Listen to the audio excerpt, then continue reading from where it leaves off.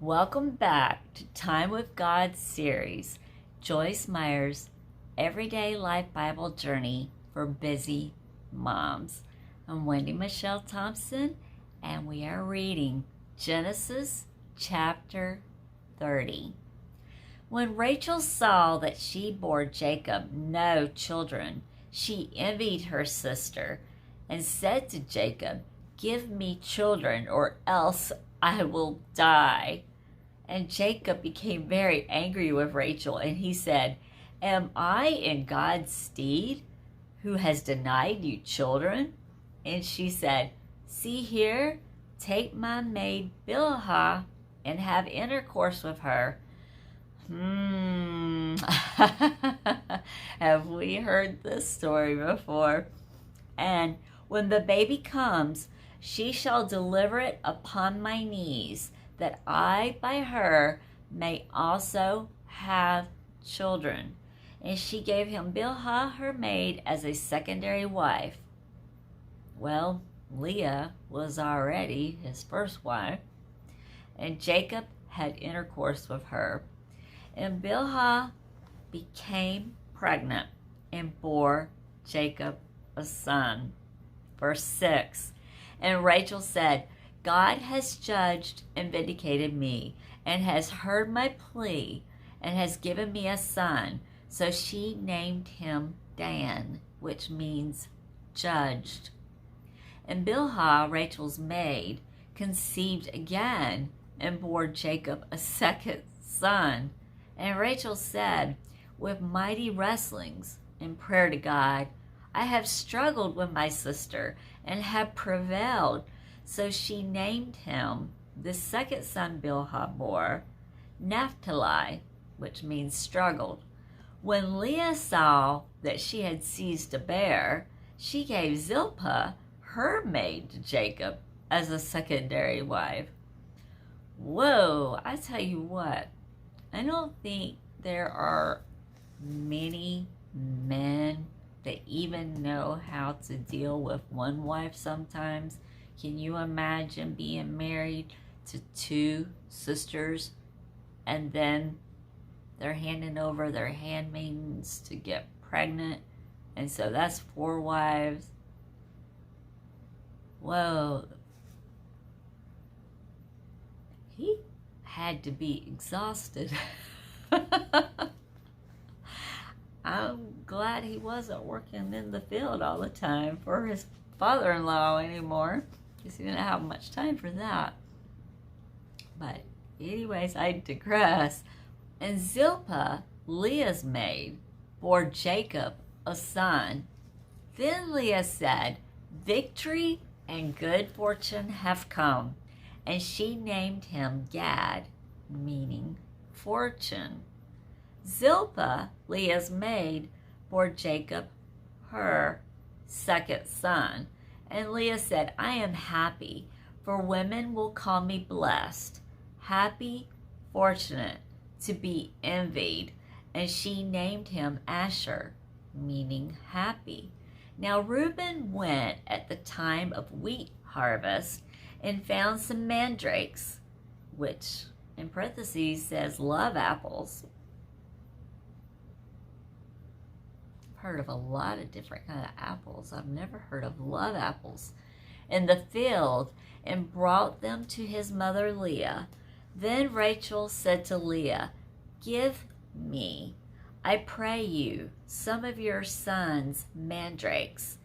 Verse 15, but Leah answered, "Is it not enough that you have taken my husband without your taking away my son's mandrakes also?" Oh my, oh my.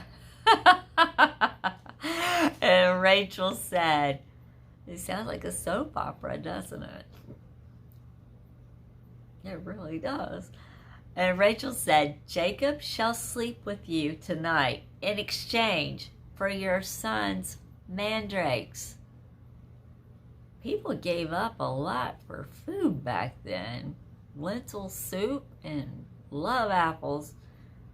And Jacob came out of the field in the evening, and Leah went out to meet him and said, you must sleep with me tonight, for I have certainly paid your hire with my son's mandrakes. It must have been some good love apples, my. So he slept with her that night, and God heeded Leah's prayer, and she conceived and bore Jacob her 5th son. Leah said, God has given me my hire, because I have given my maid to my husband. And she called his name Issachar, which means hired. And Leah became pregnant again and bore Jacob her 6th son. Verse 20. Then Leah said, God has endowed me with a good marriage gift for my husband. Now will he dwell with me and regard me as his wife in reality, because I have borne him 6 sons? And she named him Zebulun, which means dwelling. Afterwards, she bore a daughter and called her Dinah. Someone's cooking in the kitchen with Dinah. Finally a daughter. Whoa. Okay. Then God remembered Rachel and answered her pleading and made it possible for her to have children. And now, for the first time, she became pregnant and bore a son. And she said, God has taken away my reproach, disgrace, and humiliation. And she called his name Joseph, may he add, and said, may the Lord add to me another son. Verse 25. When Rachel had borne Joseph, Jacob said to Laban, send me away that I may go to my own place and country. Give me my wives and my children, for whom I have served you, and let me go, for you know the work which I have done for you. And Laban said to him, if I have found favor in your sight, I pray you, do not go. For I have learned by experience and from the omens and divination that the Lord has favored me with blessings on your account. Whoa. Divination. He said, state your salary and I will give it.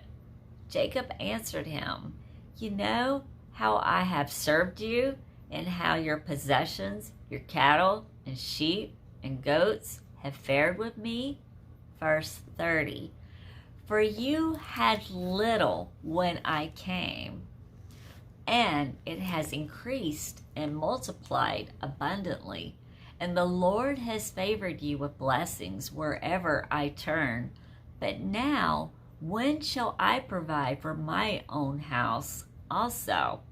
Laban said, what shall I give you? And Jacob said, you shall not give me anything if you will do this one thing for me, of which I am about to tell you, and I will again feed and take care of your flock. Let me pass through all your flock today, removing from it every speckled and spotted animal, and every black one among the sheep, and the spotted and speckled among the goats, and such shall be my wages. So later, when the matter of my wages is brought before you, my fair dealing will be evident in answer for me.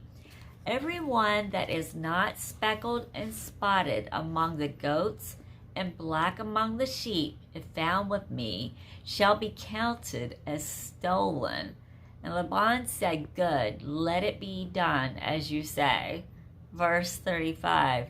But that same day Laban removed the he-goats that were streaked and spotted, and all the she-goats that were speckled and spotted, every one that had white on it, and every black lamb, and put them in charge of his sons. And he set a distance of 3 days' journey between himself and Jacob, and Jacob was then left in care of the rest of Laban's flock. But Jacob took fresh rods of poplar and almond and plane trees and peeled white streaks in them, exposing the white in the rods. Then he set the rods which he had peeled in front of the flocks in the watering troughs where the flocks came to drink. And since they bred and conceived when they came to drink, the flocks bred and conceived in the sight of the rods and brought forth lambs and kids, streaked, speckled, and spotted. Verse 40. Jacob separated the lambs, and as he has done with the peeled rods, he also set the faces of the flocks toward the streaked and all the dark in the new flock of Laban. And he put his own drove by themselves, and did not let them breed with his flock.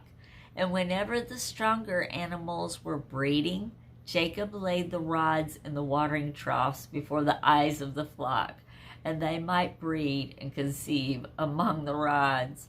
But when the sheep and goats were feeble, he omitted pulling the rods there.